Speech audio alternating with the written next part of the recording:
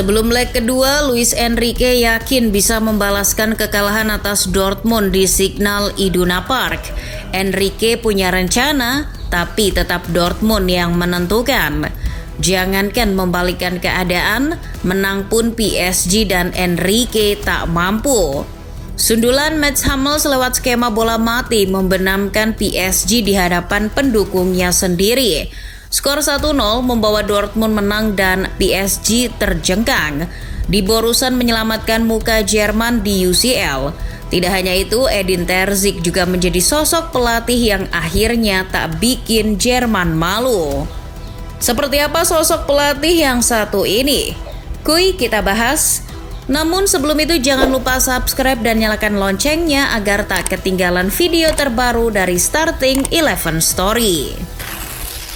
Daripada Jerman, Edin Terzic sekilas justru seperti nama orang-orang dari negara Balkan.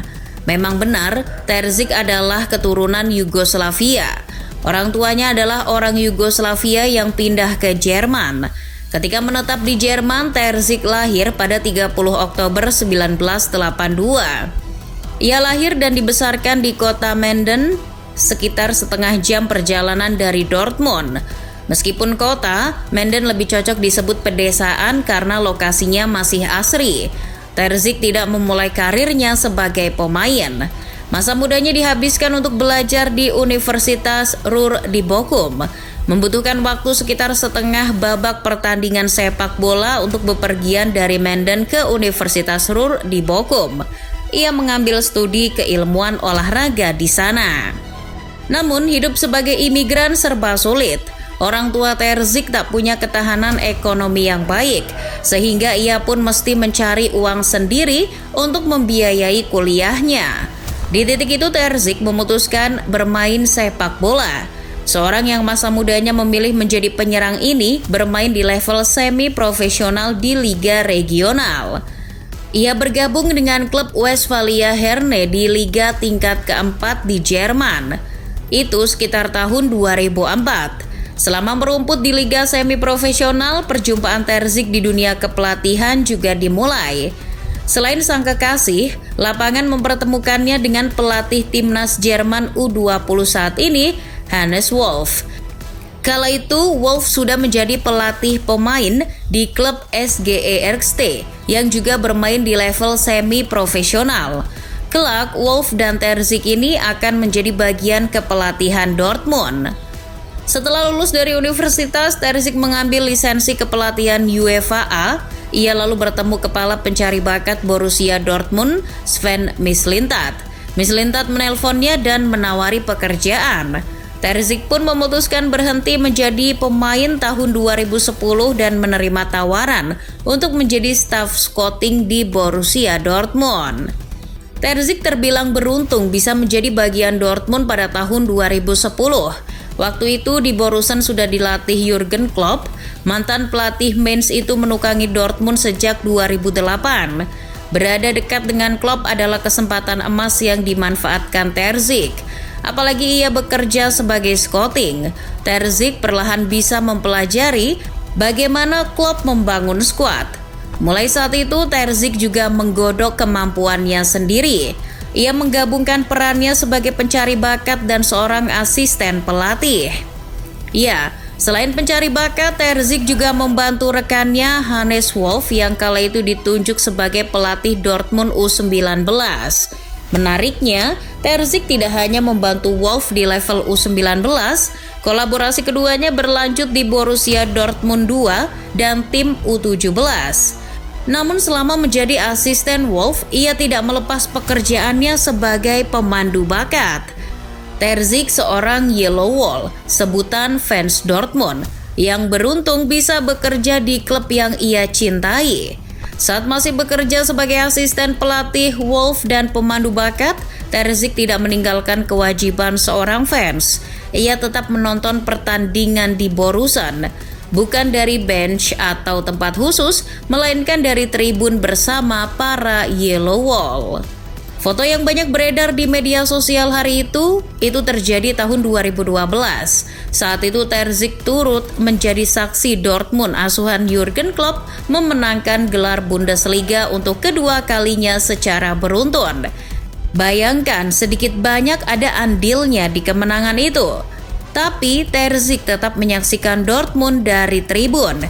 Fans sejati ini mah.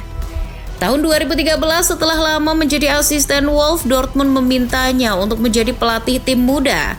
Terzic mengiyakan, namun ia sebentar saja melatih tim muda Dortmund. Kurang dari 15 hari melatih tim muda, tawaran dari Slaven Bilic yang sama-sama berdarah Kroasia datang.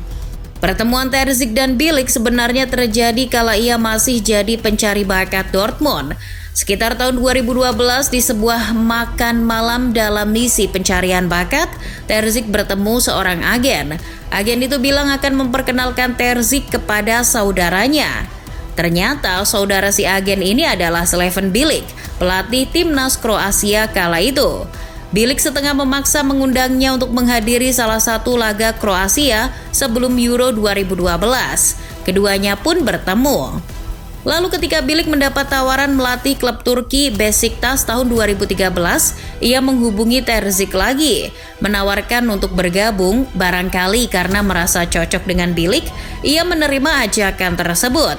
Sejak itu ia menjadi asisten Bilic, bahkan ketika sang pelatih mengambil pekerjaan di West Ham.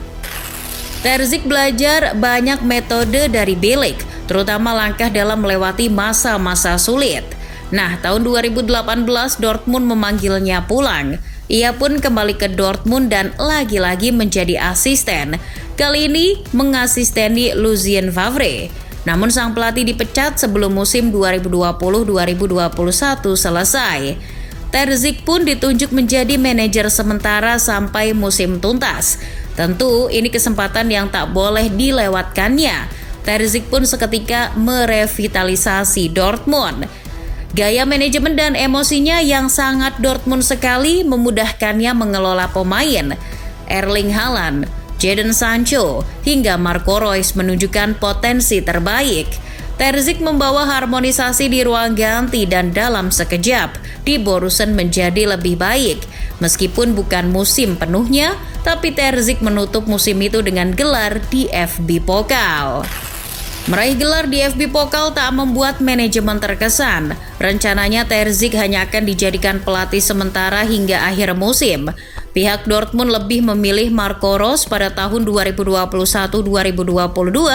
Gaya permainan gegenpressing Reus menarik perhatian Dortmund. Namun, di sisi lain ide menyingkirkan Terzic ditentang oleh fans. Para Yellow Wall yang terlanjur menaruh hatinya pada Terzic mendesak agar Terzic bertahan di klub. Diskusi pergantian Terzic ke Reus pun berjalan alot. Terzic awalnya akan dipertahankan namun sebagai asisten Marco Reus. Namun, Dortmund yang dipimpin Hans-Joachim Watzke sebagai direktur pelaksana dan direktur olahraga Michael Zorc akhirnya memutuskan kalau Terzic akan bertahan. Demi mengakomodasi Terzic dan Reus tetap melatih, jabatan direktur teknik pun lahir dan Terzic yang mengisinya. Jabatan Dirtek diembannya selama semusim. Musim berikutnya Terzic melepas jabatan itu dan ia kembali melatih Dortmund. Barangkali petinggi klub sadar daripada mengambil resiko menunjuk pelatih yang tidak paham budaya di Dortmund, lebih baik Terzic saja. Terzic sebenarnya bukan pelatih yang istimewa, apalagi soal taktik. Satu-satunya modalnya adalah kemampuan mengelola manusia dan kepercayaan dari fans. Modal itu tak cukup mendatangkan trofi. Sejak ditunjuk musim lalu, Terzic belum mempersembahkan trofi lagi buat Dortmund. Musim lalu, gelar Bundesliga yang di depan mata lepas karena Terzic tak menemukan cara memenangkan laga terakhir melawan Mainz. Musim ini pun sebetulnya Dortmund tak sanggup finish di 3 besar, padahal dari tahun 2019 sampai tahun lalu Dortmund selalu finish di 3 besar.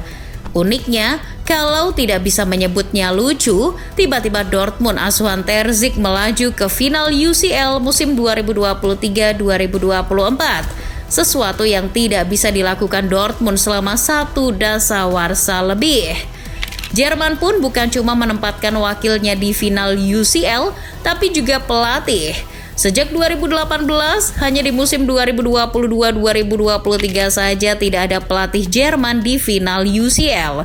Musim ini nyaris terulang jika Ter Ziek tidak secara ajaib membawa Dortmund ke final. Ter Ziek juga menjadi pelatih Jerman keempat yang pernah membawa tim Jerman ke final UCL sejak 1992 setelah Ottmar Hitzfeld, Jupp Heynckes, dan Jurgen Klopp. Tinggal kita tunggu keajaiban apa lagi yang akan diciptakan si Ter Ziek ini.